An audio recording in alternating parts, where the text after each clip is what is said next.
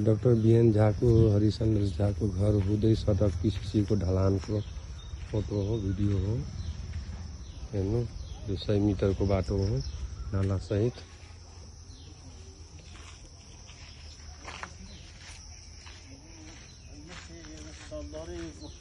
बीच में